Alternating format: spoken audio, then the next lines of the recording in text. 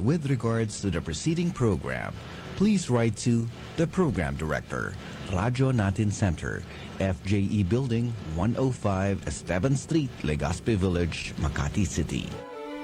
The country's friendly station, Radyo Natin. Radyo Natin, top of the hour news break. Magandang hapon, narito ang balita sa oras na ito. Ibinahagi ng Mindoro Progressive Multipurpose Cooperative MP-MPC sa kanilang social media page ang muling pagbubukas ng 20 peso program sa bayan ng Mamburao.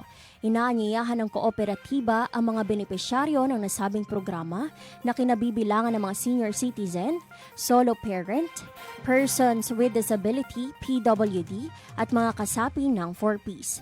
Paalala ng MP-MPC sa mga benepisyaryo na magdala ng valid ID na magpapatunay ng kanilang kinabibilangang sektor upang makapag-avail ng mga benepisyo ng programa. At iyan ang balita mula sa Philippine Information Agency Occidental Mindoro.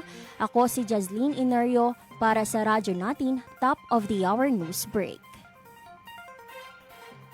Radyo Natin, top of the hour news break. Radyo Natin. Ang bahaging ito